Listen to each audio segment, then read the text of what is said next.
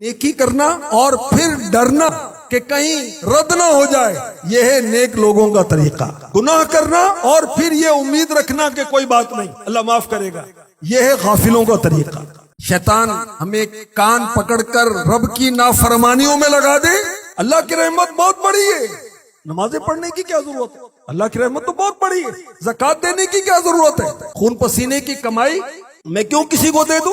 اللہ کی رحمت بہت بڑی ہے، وہ معاف کر دے گا۔ میں سود کا لین دین کیوں نہ کروں؟ میں رشوت کا لین دین کیوں نہ کروں؟ اللہ کی رحمت بہت بڑی ہے۔ جب دل میں آئے گا میں گالی دوں گا، جب میرا دل چاہے گا میں غیبت کروں گا، جب میرا دل چاہے گا میں مسلمانوں کی چغلیاں کروں گا، ایک کو دوسرے سے لڑاؤں گا۔ اللہ کی رحمت بہت بڑی ہے۔ لوگوں کے عیب میں اچھالوں گا، مجھے کیا پرواہ ہے؟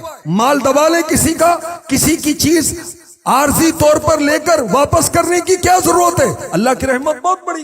مسلمانوں کے برے برے نام رکھنے میں حرج کیا ہے؟ ذرا مزہ آتا ہے، ذرا ہنسی مذاق بنتی ہے۔ اللہ کی رحمت بہت بڑی ہے، خیر ہے، کوئی حرج نہیں ہے۔ میں کسی کو لمبو کہہ دوں، میں کسی کو ٹھنگو کہہ دوں، میں کہہ دوں کہ تیری برادری چھوٹی ہے، میری برادری بڑی ہے، تیری اوقات کیا ہے؟ تو کماتا کیا ہے؟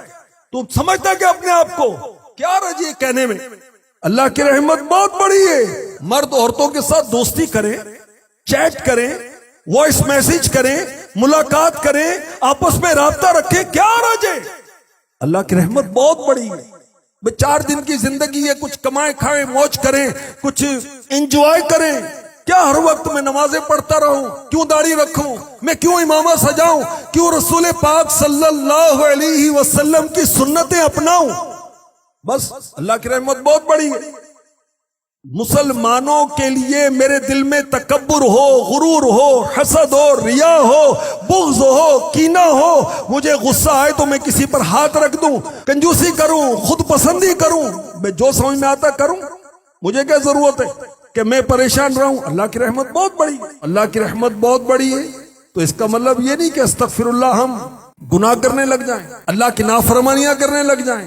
اللہ تبارک و تعالی کی رحمت کتنی بڑی ہے، اس کا ادراک رکھنے والے ہم سے زیادہ اولیاء کرام ہیں، ہم سے زیادہ صحابہ کرام سمجھتے تھے۔ اللہ کی رحمت کتنی بڑی ہے، انبیاء کرام ہم سے زیادہ سمجھتے تھے۔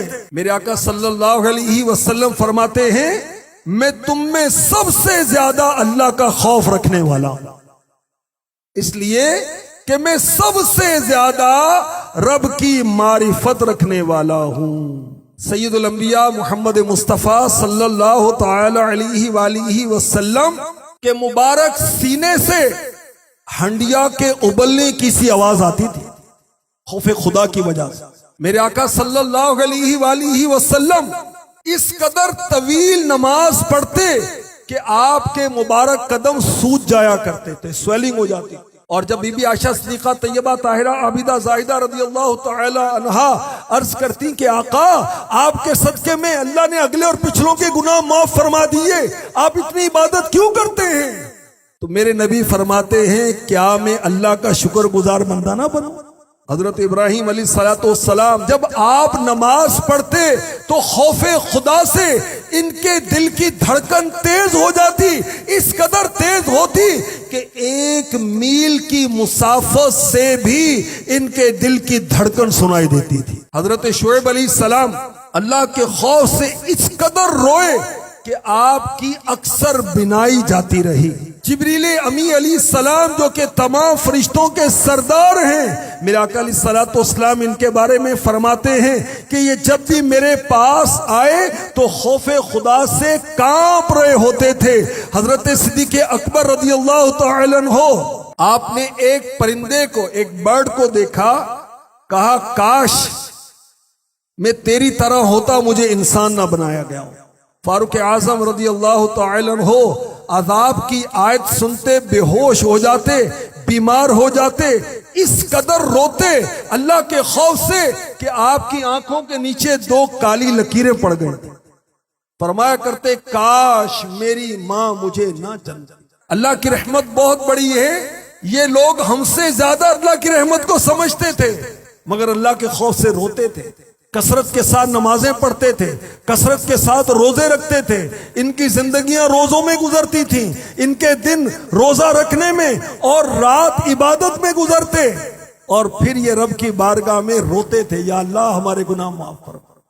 اور ہم تو گناہ کر کے کہتے ہیں کہ جی اللہ معاف کرنے والا ہے. بلا شبہ اللہ معاف کرنے والا ہے. کیا اللہ کی معافی کا ان کو پتہ نہیں تھا؟